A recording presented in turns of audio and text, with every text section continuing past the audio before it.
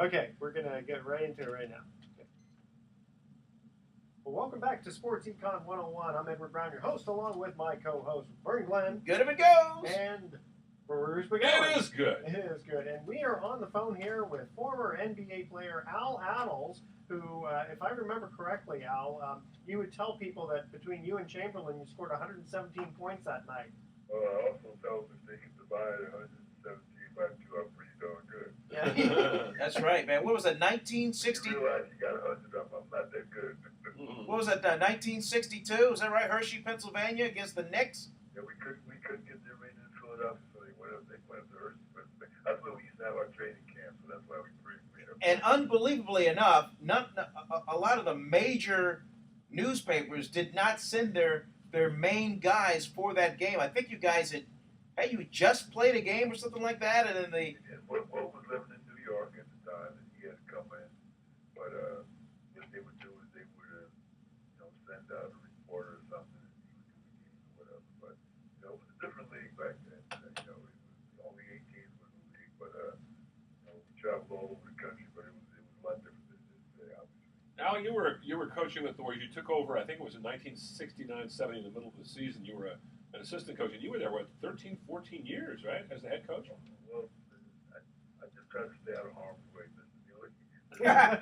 But the players play. Yeah. Well, Mr. Neely came to me, he asked me if I would take it over. I told him absolutely not. I believe that I would tell him no, but as it turned out, I really had a fun time. But after 14 years, it was time to go. well, I mean, 1975, you won the NBA championship, and I'm sure your coach's salary just spiked after that. No, really, Mr. Neely, he did a good job, and he took care of me, and I was really happy to do it. But like I said, it was a different era, and one that we really appreciated that time. But we have to look ahead. When you say different era, what specifically, or maybe I should say primarily, was most different compared to... Back then, there were only 8 teams in the league, and so if there's only 8 teams in the league, that meant had injured for any sustained time, and you might not be on a team much longer because there were so many players available that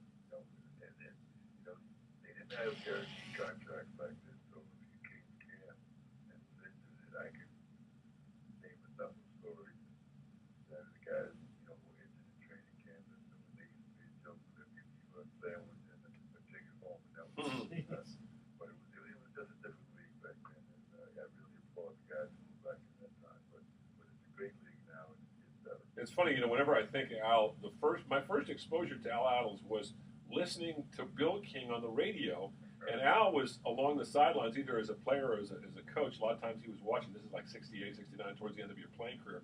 And you'd hear this guy bellowing in the background with his deep voice. And Bill used to tell me years later, he'd say, people would come up to me and say, who is that guy, that crazy guy that's making all that noise during the game? It's driving me nuts. It was you, Al. You were very vocal. One out of two, the crazy part was probably But you never got into fights with anybody necessarily on the court. But there was a time. Oh, he got upset. I remember he got upset. That's the story I wanted to talk about. That the fourth game of the NBA Finals in Washington, you had won the first 3 games. You're playing the favored Bulls back there. Early in the game, Mike Reardon attacks Rick Barry in an effort, literally attacked him physically in an effort to get him into a fight and get him thrown out of the game because they were desperate to get back in the series. And you went onto the court to try to get Reardon, and standing in the way was Wes Unseld, who's about 6'8", 275. So you decided, well, Wes is a good guy to go after. So you guys suddenly started going after. What was that like anyway? What happened in that situation? Well, people have to understand. We were the underdogs, even though we had a better record than they did. We had home court advantage, but I guess they thought that they played in a tougher conference. So, my concern was with Rick. We were close with Rick. We were up 3-0, and I think if the Bullets had been given an opportunity for 1 game, they might have won 4 in a row, and there was no way that we were going to have a game that Rick Barry was going to get kicked out of. And I knew from the first jump ball what the strategy was, and I could see what was happening. I got out there, but I didn't get out there to fight anybody. I got out there to make sure nobody got Rick ejected from the game. And then, guy pushed another guy pushed another guy. Next thing you know, you got stuff going on. Well, you know, it reminds me of the guys who, you know, they know that if someone else gets fouled, you know, if they take the foul, they're going to get number 6. So they're nowhere near the plane. They raise their hand so that the ref goes ahead and points them. Interesting thing here is that Al got kicked out of this game, and I don't remember you ever being kicked out of a game, Al. And the biggest game in Warrior history, you had to watch the most of it on a little television set in the locker room. Well, I talked to Richie Bowers when I left, and he came in, but Manny Sokol actually apologized because he wasn't involved in it. And he said, but Richie decided to do it. And I said, well, the only thing I'm saying is that the players were coming after Rick. I understood the thinking. The thinking was, if we get Rick Barry out of this game, they have a better chance to win because Rick was our big scoring our best players. And so I could see from the jump balls to get in the game what their theory was, and I wanted to make sure that Rick stayed in the game. It wasn't that important that I was in the game. The most important thing is that Rick stayed in the game, and obviously he stayed in the game for 1 game. So that was all that counted. Hey, Coach, I'm curious. You talked about how you had home court advantage for that series, but if I remember it right, and I don't know, maybe this goes to maybe the respect factor, maybe you played with a chip on your shoulder, but the Coliseum had already rented out dates that For ice conflicted, volleys. for the ice volleys. The ice volleys that got conflicted with the NBA finals. So did you have to go to the Cow Palace? But you also have to understand back then that they would tape the late games. They would be on like 12 o'clock midnight. And I can remember people calling and said, well, don't talk about the game. Don't tell the score because it's going to be on like 12 o'clock midnight or something like that. So that was just the way the league was. We had to understand that. So, you know, the most important thing is we had 12 guys. A number of people in the Bay Area. The owner really cared about the team. And the most important thing is that we felt that we were as good as they were. And as it turned out, fortunately for us, we did have the home court advantage at the end, and that's where we were able to get back home. I remember we got behind by 1 game. Up to the team, we said if we can get back home to kind of use this series. So I guess that was against Chicago. Then we go play Washington. Once we got to Washington, we felt that we had gone to the tough side because we were able to sweep them. And I don't think anybody really thought that we could do that. I really don't think that we thought about it like that. We just thought that, you know, if we get by Chicago, then we got a good chance to be in the finals. We got a good chance to win. Hey, Al, I was going to ask you, what do you see as a big difference between when you played and playing now? Like, you know, players being stronger, faster. You have to be realistic, and I say this in all candor. Players who were playing when I played felt that they were better than the guys who came before them, just based on the way the game had progressed, the way you know players had worked, you know, to improve themselves and things like that. Why wouldn't that go on through every generation? Yeah. So you know, now, you know, okay, I'll give you for instance, Paul Harris was a great player, one of the top 50 players. He never touched the basketball from the last game of the season until training camp because he had a job, he did some other things. Now, he wasn't the only one. A number of people had a guy where I worked as a substitute teacher, you know, during the offseason until school closed. Well, now these players, you know, have to have, you know, secondary jobs. No, one year and they're done. Hey, Al, stay with us. We want to finish off that thought. We're going to go to our first commercial break here. Okay, the theme is Baseball Hall of Famers, okay? All right. All right, here we go. Before entering the major leagues, this player was with the Indianapolis Clowns of the Negro Leagues. When Bobby Thompson broke his leg, this opened the door for this future Hall of Famer. Who is that future? Who was that Hall of Famer, okay? The first 3 emails with the correct answer win a free 3-day, 2-night stay at the Lighthouse Resort. Email Edward at sportsecon101.com. The answer to this question. Before entering the major leagues, this player was with the Indianapolis Clowns of the Negro Leagues. When Bobby Thompson broke his leg, this opened the door for this future Hall of Famer. Name that Hall of Famer. Don't touch that dial. Sports Econ 101 will be right back with our guest, Al Adels. Can't be Willie Mays, can it? Because Willie Mays was not with the Indianapolis Clowns. He was with the Minneapolis Millers. Was he really? Yeah, that's who he started. He may have played. No, he didn't play with the Clowns. He played with the Birmingham Maybe. Black Barons. Maybe, yeah, Birmingham Black Barons, and then he played with the Because he came Indianapolis from Alabama, Clowns, or right? with the Minneapolis Millers. He was hitting like 477 down there too. Crazy. Because he came from Alabama. Yeah, he's from Westfield, True. Alabama. I wonder how Willie's doing. Have you heard anything? I have. I just when I was leaving spring training, Just missed he it. was just coming in, so I Oh. just missed him. And I know his eyesight is rapidly he's had a lot of fading, problems.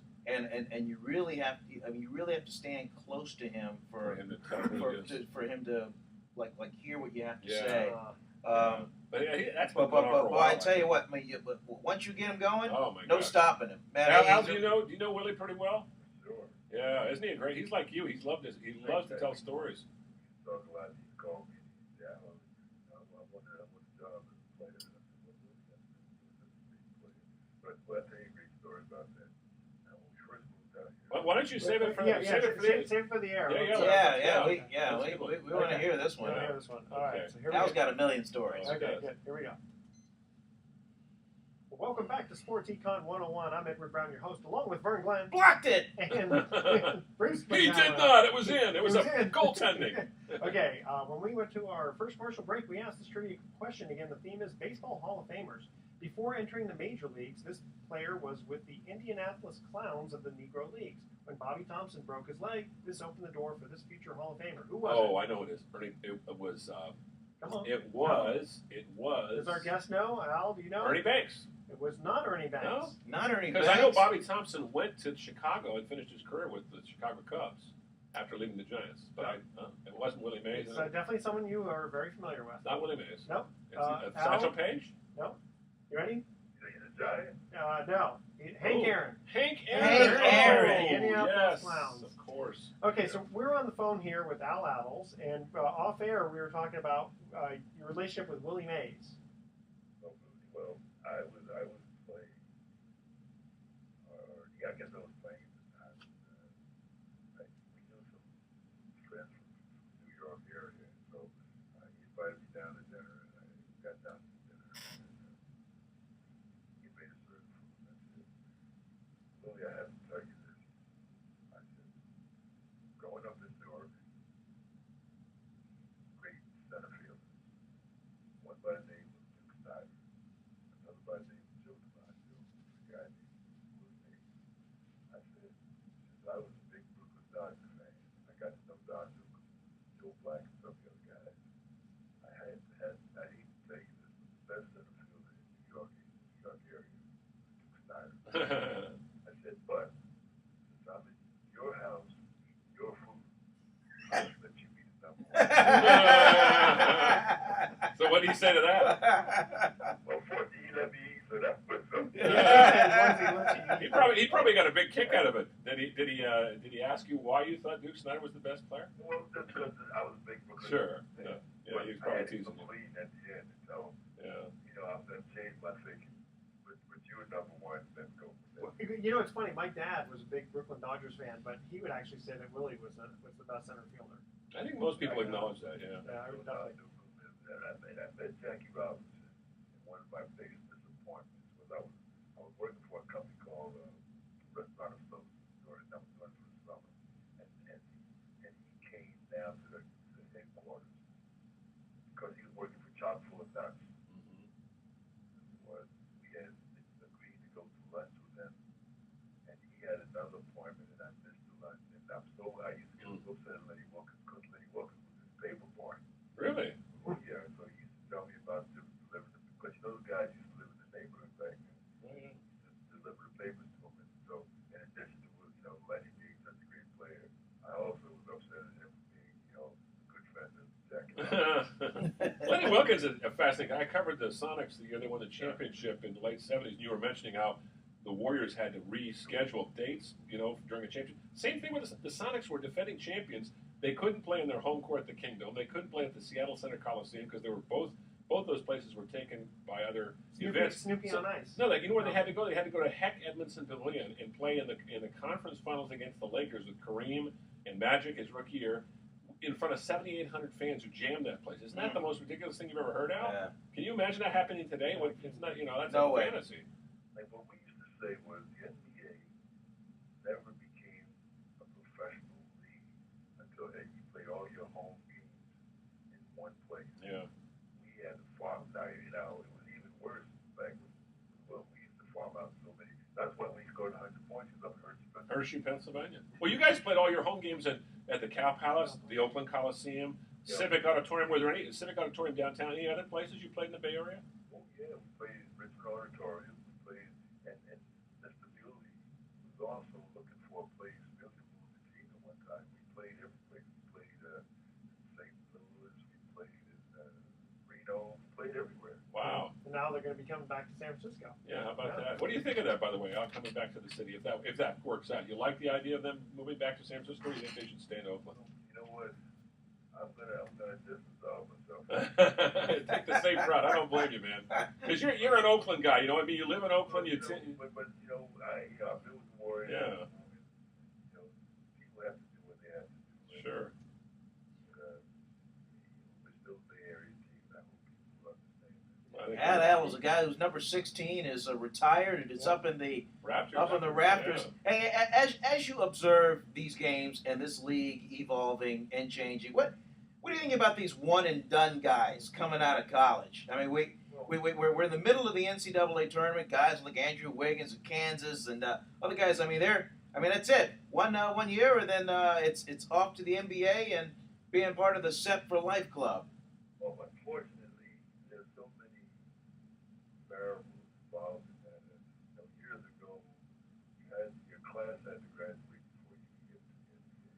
And then some lawyers got involved and said that you can't prevent a player from coming in if he's capable of playing.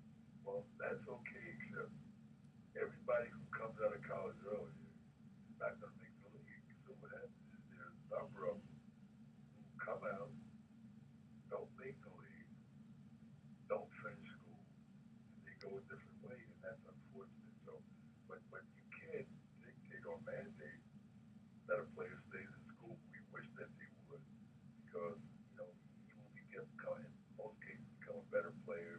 But let's be honest, there's some players that are capable of making the NBA, after their freshman year, but not that many. But I guess every player that comes out early is lose, whether somebody tells him that or he believes it, and he's going to step in. And then if you think that many of them don't understand, they don't understand or realize how good the players are in the NBA. And just because you put some numbers up and do a good job where you work, doesn't necessarily mean that you're going to transfer that into playing in the NBA. But you can't tell a person, now if you are going to be in the top 5 drafted, that's fine.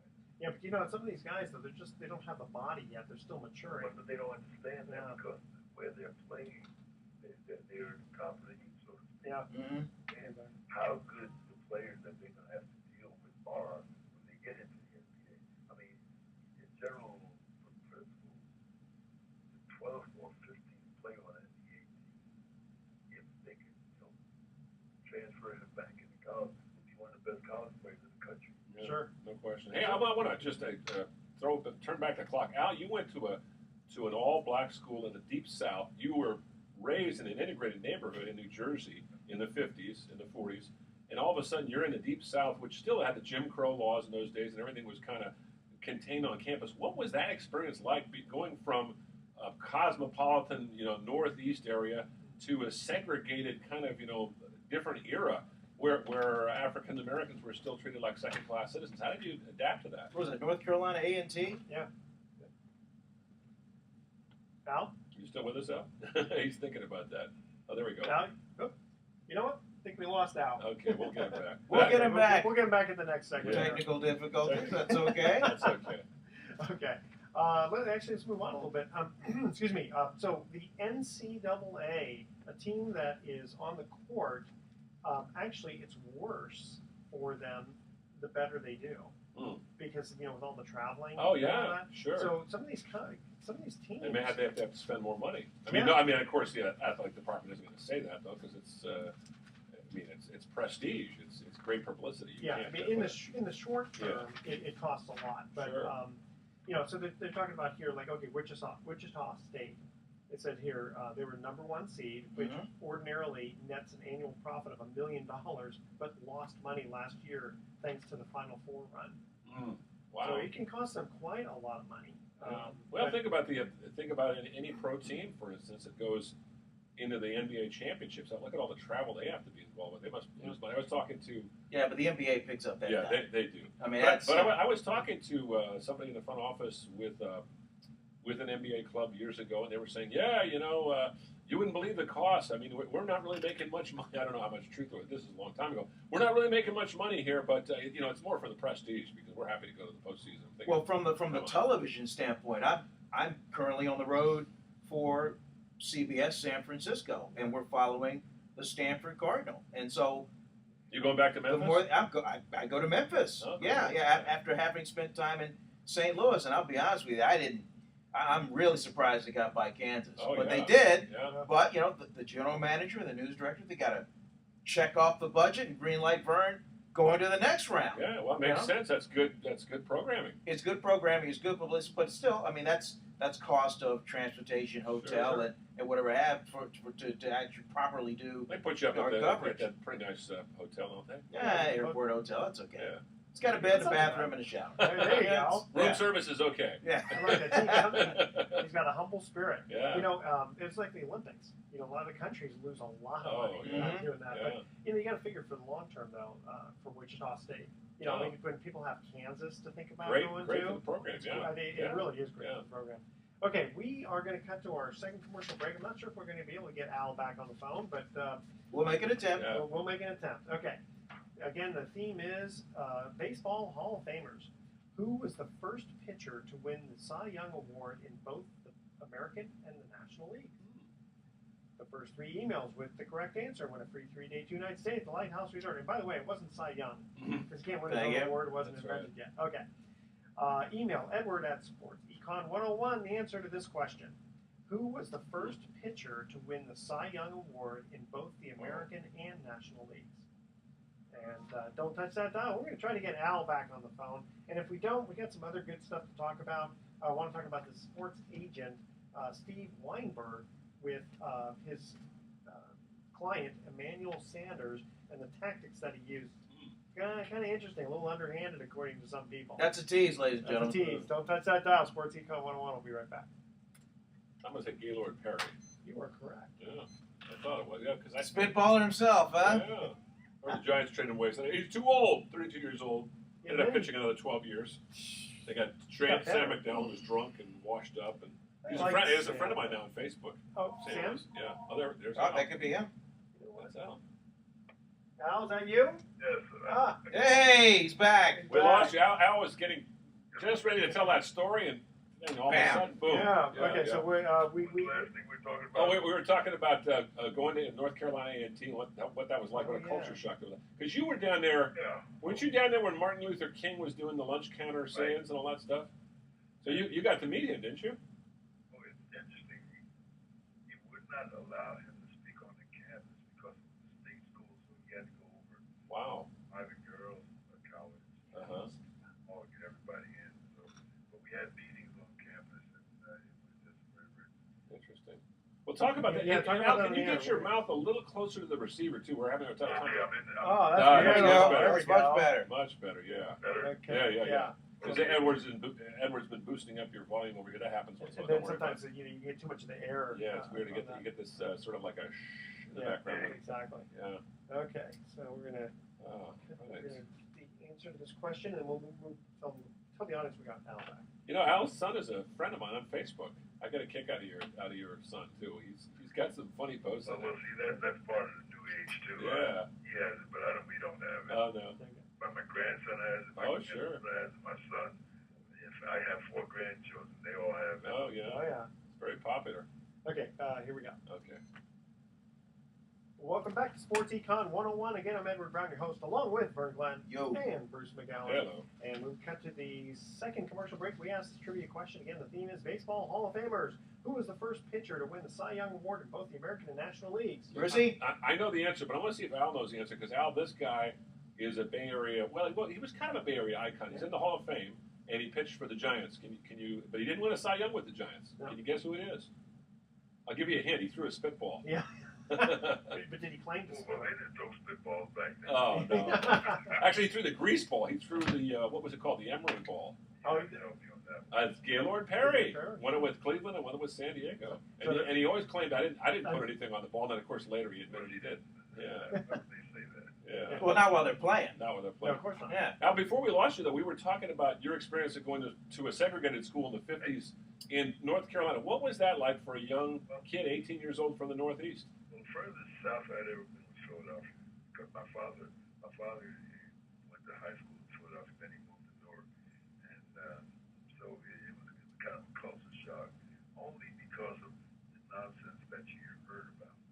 And I didn't go my first year. I had a number of scholarships to Seton Hall, St. John, Manhattan, and a few other schools. But like a lot of young people back then, education was important, but wasn't important as important as playing sports. So I played basketball, football, and track. And so I really didn't have time to study. And when it came time to go to school, they told me that they wanted me to go to a prep school to get my grades up.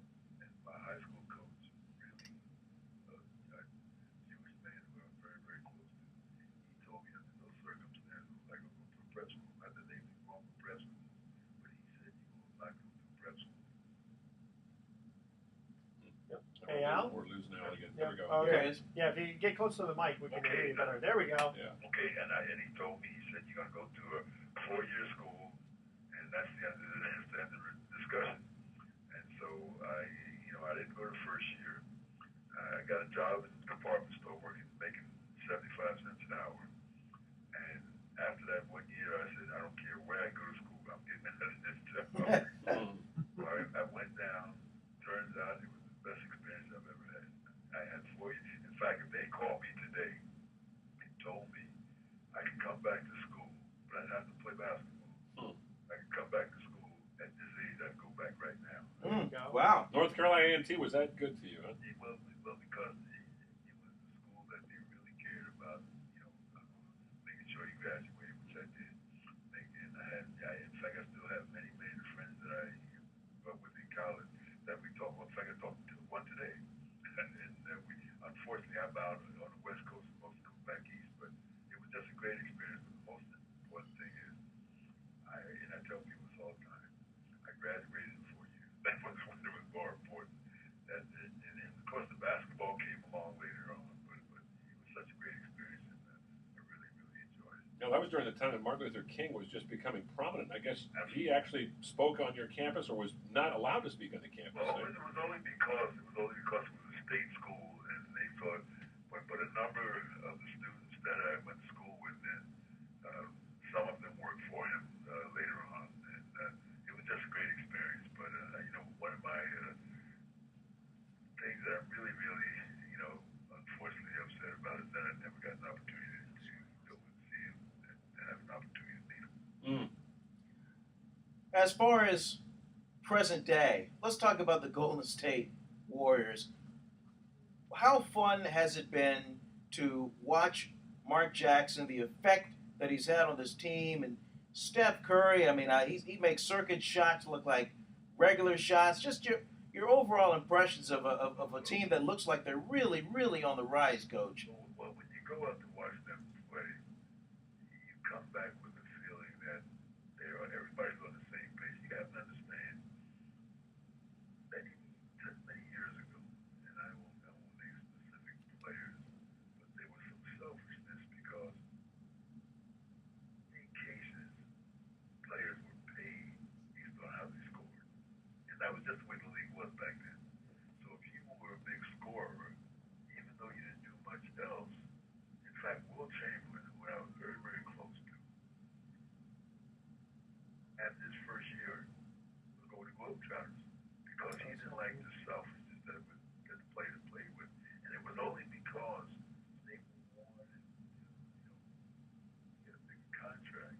So the way they paid them was based on how they scored. Look for, if you were Guy Rogers was our roommate, okay, and Guy led the league behind Bob Cooley, and since Bob Cooley was the #1 guy was two. We moved to San Francisco. One night we're in the room,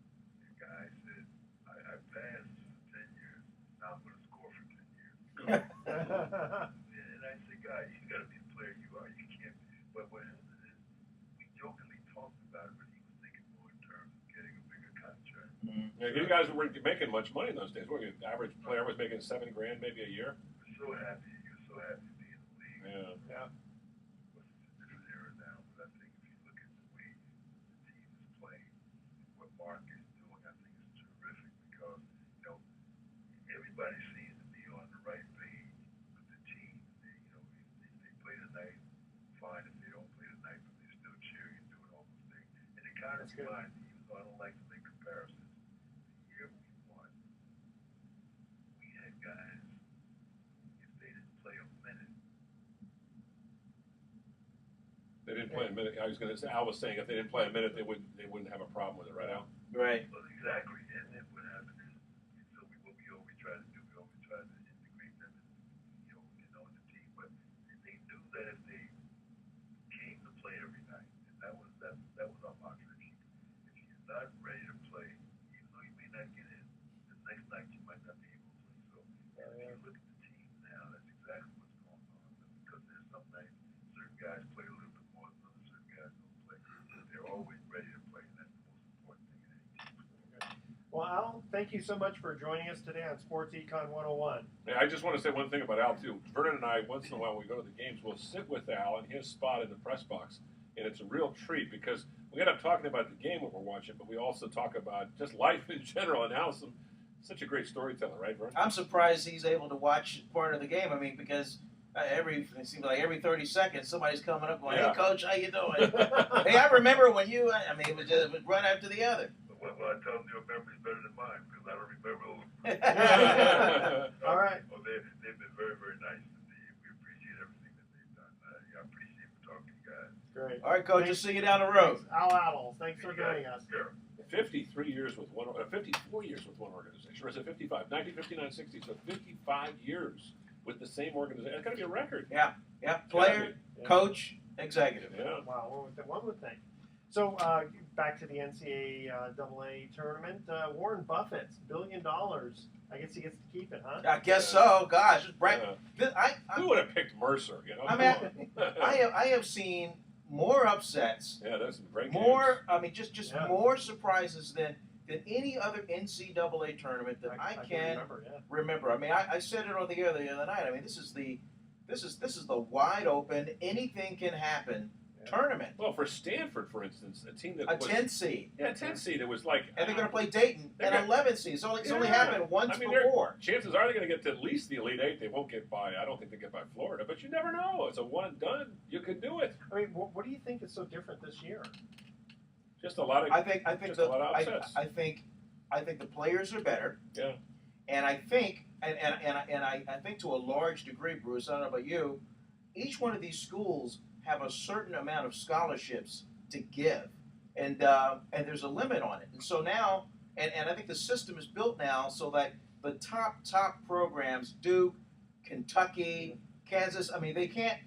No longer can you just bring in guys and stockpile them and have them sit. These kids want to play right away. Yeah. They don't care where it is. That's the challenge of a coach, finding guys that he can plug in right away who are going to be able to contribute right away, like the kid at Wiggins with Kansas. Andrew Wiggins, and these all these games are on TV now, so that's not an issue. You're going to get on, and if you have an opportunity to play, I don't know, 16, 26 minutes a game instead of having to wait 2 years before it's your turn. And if you're a smaller school, though, how do you attract? I mean, that's why we were talking before. If you can somehow get to the big dance. Well, think about Stanford too. They have the academic limitations. I mean, they have to get the best student athletes, and it's amazing they've done it so well in football and basketball. They used to be a powerhouse. They're starting to come back now. I think the average person listening out there may not know this, but at schools like Stanford, Virginia, some of these other schools, your scholarship is predicated on you getting in. You got to get in first, academically, and then the scholarship is valid, as opposed to, I would say, maybe 90% of those other schools. Hey, we want you. Boom. That's why I love going to Stanford games, because you talk to these kids, and it's like talking to these, Yeah. they're almost like genius level These kids. guys are majoring in Yeah. subjects I can't even define. I remember talking to Andrew Luck, and I used to think, God, this guy is a sharp kid. I mean, he's not just a football savvy guy, but he knows what's going on in the world. It's really refreshing to see that. I would love to get somebody on the record to explain how their scouting system works. Yeah, because how do you find these guys? Because unlike the other schools that kind of pick and choose certain areas of the country, Stanford has to go everywhere to mine these kids because there's only a certain number of. And again, they get them from all over everywhere. Because now I have heard, now getting the second hand, I have heard that whether it's football or basketball, they have scouts. They take the whole United States, split up the region, and there's scouts in each part of the region, and then they go to the top schools, whether it's prep or Catholic schools or whatever, and they go give us a list of your top players that have a GPA of 3.5 and up, and they start from there and begin to whittle down. That makes sense. Baseball's Yeah. completely different. Yeah. Right. Well, baseball's completely different. In the sense that you're talking about Stanford's baseball, or No, just in general. Like Oh, to the NBA, oh, yeah. to the MLB. Oh yeah. I mean, you got to You go look. to high school and then you double A's, triple A. Well, think about it nowadays in baseball. You got to look in the Caribbean. You got to look in Asia, even Australia now. I mean, it's like basketball's been that way for a while. It's interesting. The San Antonio Spurs have 8 different countries represented on their team. It's like truly an international team. Now, I've heard if you do play collegiately, by the time you're done, it's equivalent to playing AA ball. Yeah. When you're ready to Yeah, that's play true. professional. You're talking about baseball now. Yeah, in baseball. Oh yeah, no Yeah. question. Yeah. Except with the aluminum bats. Oh, I hate that. I hate That those ding, aluminum. Ding. Ding. Well, Yeah. speaking of, that reminds me here because I was going to talk about Aroldis Chapman getting hit in the head. Oh my gosh. That was. Oh, he was lucky. He was lucky. He wasn't killed. Yeah. I'm surprised there haven't been any. Now he's got a Interesting, plate in huh? his head. Another guy named Chapman. Did Yeah. Sam Chapman Sam, die? yes, he Sam did. Chapman, he got Yeah, hit in the back head. in 1920, hit with a pitch and he died. Died the next day. Yeah, died the next day. So I'm wondering what are they going to do safety wise? Can't do anything. The only thing you could do is maybe. Helmet? Well, the helmet's not going to There- cover the face though. There is a cap that's in place, but nobody wants to wear it. And plus, Nobody wants to wear It it. doesn't protect the face. This is where he got hit was in the face. You'd have to wear a mask like they do, like the girls do in softball, in college softball. Yeah. And nobody wants to pitch with a mask on. Too much Not bravado. going to happen. Yeah. I Not gonna don't happen. know if they'd even allow it. What's amazing to me is that they forced major league coaches to wear helmets after that minor league coach got killed a couple years. I know, but it's funny because I saw that, and the guy wasn't even wearing the correct one. The flap was open Oh, yeah. towards the batter. Yeah, It's like, just- then you got to put the. I mean, the chances of you getting hit with a line drive down at third base, if you're not paying attention, geez. Yeah, well, because pitcher, that's a little hard. You're off Yeah. balance and all that. Okay, we're going to cut to our third and final commercial break. Again, the theme is Baseball Hall of Famers. This Chicago Cub outfielder was all muscle, had a size 18 neck, and a size 6 shoe. Oh, I know who this was. Well, then giving the hint is, Yeah. and he had 191 RBIs in 1 year. Yep.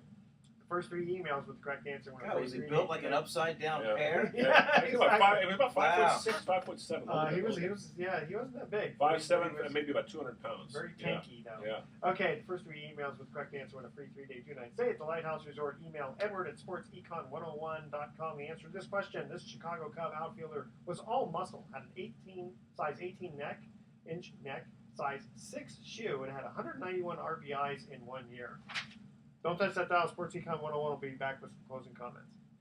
And I think that was the record, isn't it? Hack Wilson? Hack Wilson. Yeah, you know how he died? He just drank himself to death. Oh. Yeah, he was like 38 years old. Just- Was that? Damn. Is that all? Yeah, it was something like 38. It was very sad. He was dumber than a rock, too. Little guy who just was built like a tank, though. I mean, he could hit the long ball. He had 56 home runs that year. Yeah, he was something else. But he played during the Depression era in the Yeah. 30s. Yeah. Yep. God, he was a great player. I've seen pictures of him, but it's funny. I guess he loved to drink. In those days, baseball players just loved to drink. Well, they still do today, but especially in those days. I think really they don't drink nearly as much today because they can't afford to. But, He only had a couple of good years. yeah, those years he had were just off the charts. Yeah. Of course, with those kind of RBIs, you still have a lot of players in 191. front of you. Can you imagine that? 191 RBIs. Though? That's One, ridiculous. and they played 154 games. Yeah, back so then, he's getting average one and a half a game almost. But yeah, that also means you have to have some good players in front of Oh you. yeah. Yeah.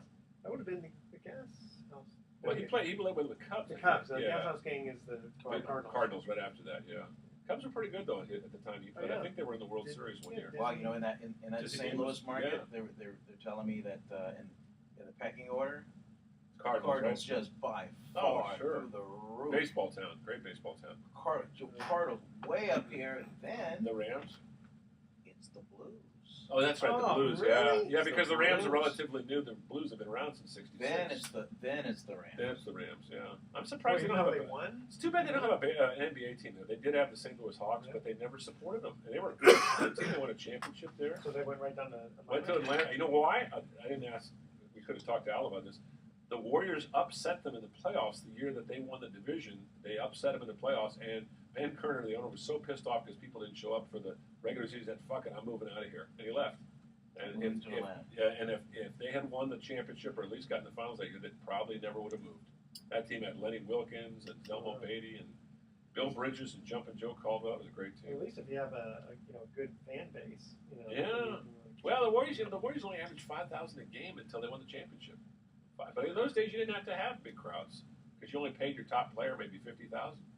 You know, well, I think Rick Barry was making 60,000 his second year here in the league. And that was a lot of money in those days. 70. Well, his last year he was making Didn't 60. Barry leave, play in the ABA? He went to play in the ABA. They prevented him for a year from playing with the Oakland Oaks. His father-in-law was the coach there, and Franklin Muley got a court injunction. Then he left. He went to they moved to Washington. Then he was traded. Then they moved to Virginia. And he got on Sports Illustrated's cover. And he said, "I don't want my son having a Southern accent." Growing up with a son, so they traded him to the New Jersey Nets or the New York Nets, I guess they were calling it. And he loved it because that's his home area, and he wanted to stay there. But he had signed a provisional contract in the interim with the Warriors. Franklin Muley forced him to come back to the Bay Area, and then he left a second time and moved. And that's why Franklin never retired his jersey. His jersey had to be retired by the next owner. Yeah, by the next owner. Yeah. Wow. Yeah, because Franklin never forgave him for that. Yeah, Rick was his own guy. He did, he pissed a lot of people off, but he, did what was good for Rick. Great player, though. Great player. I got to work with him for 6 years. Good. Actually, he's a really good guy. And so his son doesn't have a Southern accent, does he? No. And his two sons have turned out to be pretty good commentators. Yeah, they both played at De La Salle, right? Yeah. Boy, what a team that must have been. Two future pro players. I guess Drew was the better of the two. He was the great three-point shooter. Since we only have a couple of minutes here, and I've got a fun little thought for the day here. You won't have time to get into the antics. Then we'll save that for next time. Okay. Which, where are you going after this? You going home? Yeah, probably. What? Just look, if you had the time, you could just drop me off that first Mill Valley exit. Man, that'd be. Oh yeah, no problem. How'd you get up here? Wife dropped me off, but then she's we're down to one car today, so she's farming out the three guys. Not a problem. I'll drop you off there. Oh, that'd be awesome. Where in Mill Valley? Where do you live in Mill Valley? I live by the Deuce. Oh, okay. But if you drop me off down on Blythedale, I can get home from there. You sure? Oh yeah. Okay, I don't mind. It's not a big deal. and next week we do one show, but the following week we do two. Two shows. Okay. Okay. Yeah. Let's see here. You know what? Oh, the spring break's going up, isn't it? That's right. Spring break. Okay, here we go. Welcome back one last time to Sports Econ 101. You should never say one last time. No, I don't mean that. I mean for the day. Don't scare me. Don't scare us. Yeah, we work in radio broadcasting where you're only as good as your last one. What do you mean? What do you mean? What do you mean? Who are we? I'm Edward Brown. That's Bruce Bland. That's Bruce McGowan. For now. For now, yeah. Yeah, I think it's fine. Okay. Yeah. You're fired. Thank you. No. Okay.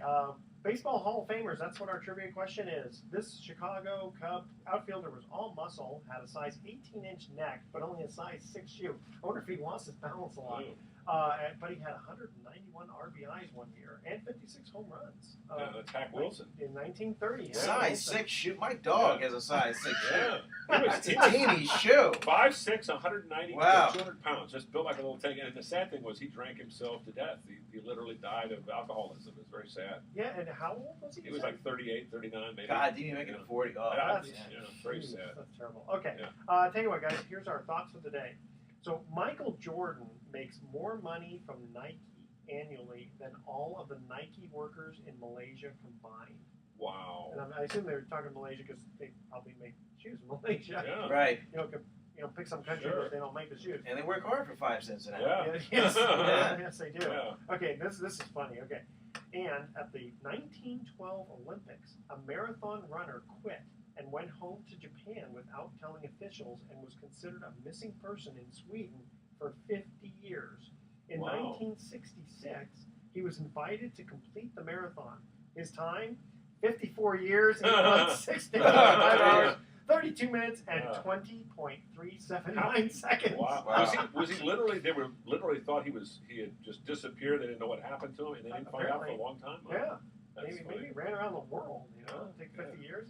All right, tune That was in. the days before the internet. Nobody knew. That's true. Yeah. Tune in, yeah, GPS. Yeah. Tune in next week to Sports Econ 101. We're going to be discussing sports topics from a business perspective, giving away more free vacations for answering trivia questions, sports trivia questions.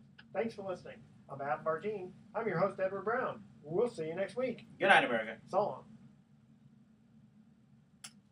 All right. I hope this comes out. I mean,